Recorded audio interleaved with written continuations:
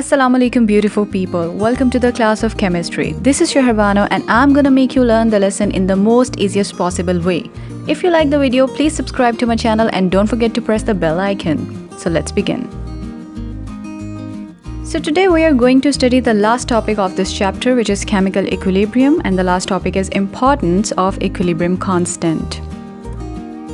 By knowing the numerical value of equilibrium constant, we can do the prediction of the direction of a chemical reaction, and we can know that how long the reaction can take place, or you can say that the extent of reaction can be determined from chemical equilibrium constant, which is Kc.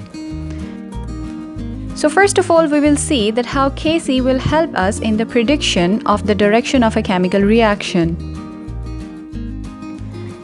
So the direction of a reaction at a particular moment can be predicted by inserting the concentration of reactants and products at any particular moment in the equilibrium expression.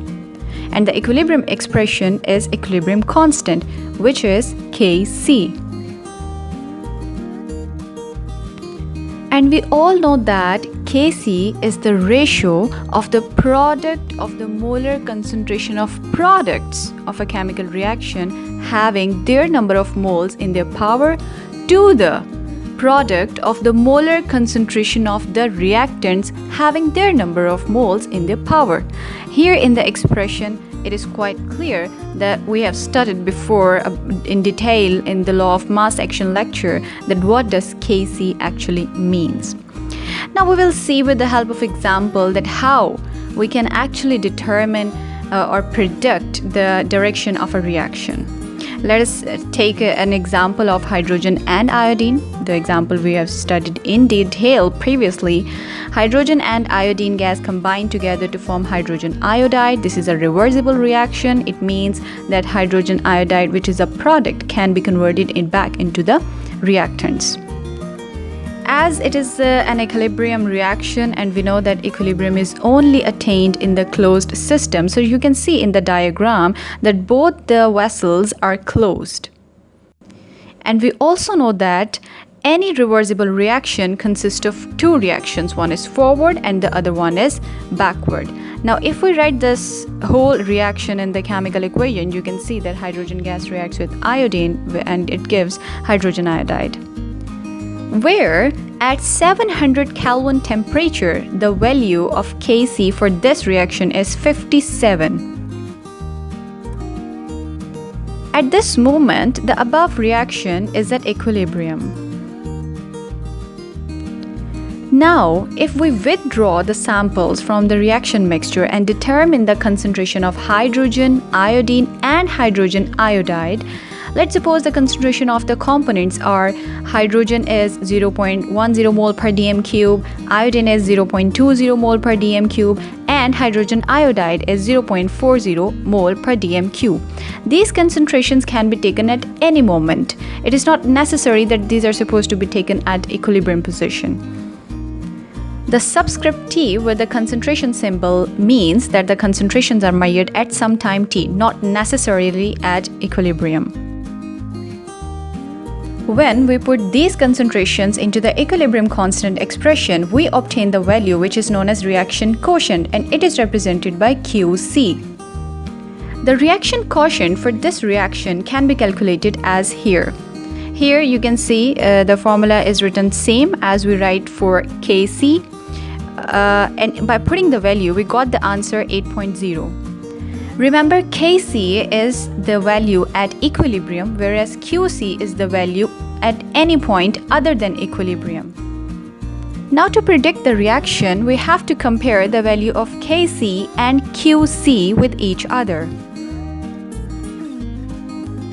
So for the hydrogen iodide reaction, the numerical value of Qc is 8.0, which is less than the numerical value of Kc, which is 57.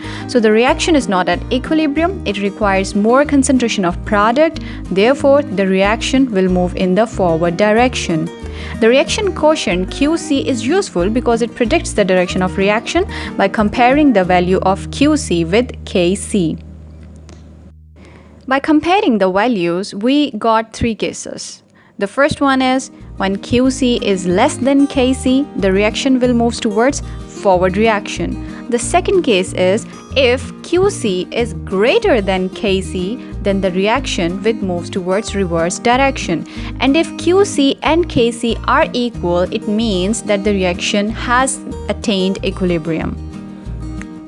Here in the diagram, you can see in the first case where QC is smaller, the reactants are converted into products. And where the QC is greater, the products are converted into reactants.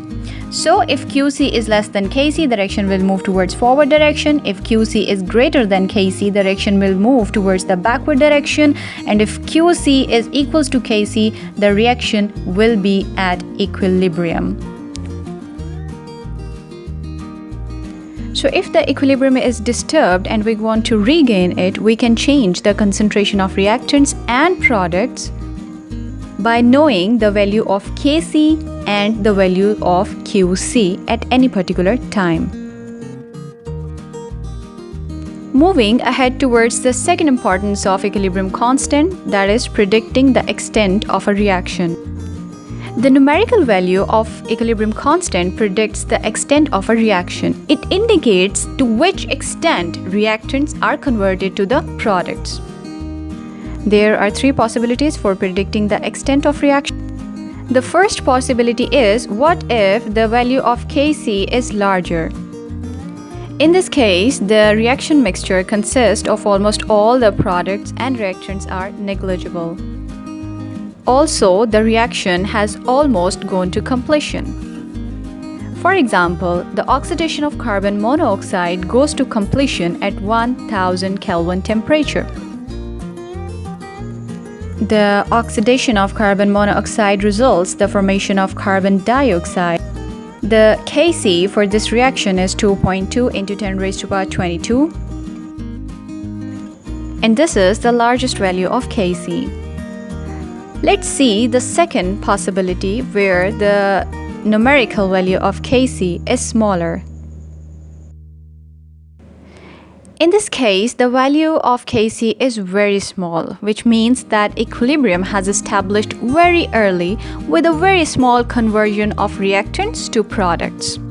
So here reactants are greater in amount whereas products are negligible.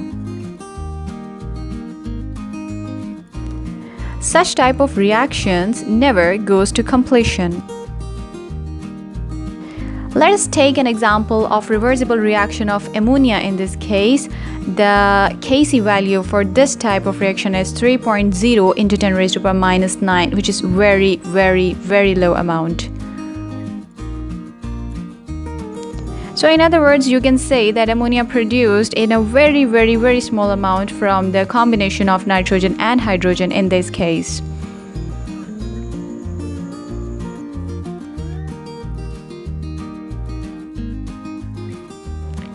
Coming ahead towards the third possibility where Kc is neither small nor large. Such type of reactions have comparable amount of reactants and products at equilibrium position. It means that at equilibrium the amount of reactants and products are same or nearly same. In this type of possibility, let us take an example of dinitrogen tetraoxide. The value of Kc for this reaction is 0.211. It indicates that the rate of decomposition of dinitrogen tetraoxide and combination of nitrous oxide or NO2 to form N2O4, which is dinitrogen tetraoxide, are almost comparable to each other. Thank you so much for listening. If you like the video, then please give us a thumbs up and share it with your friends as well.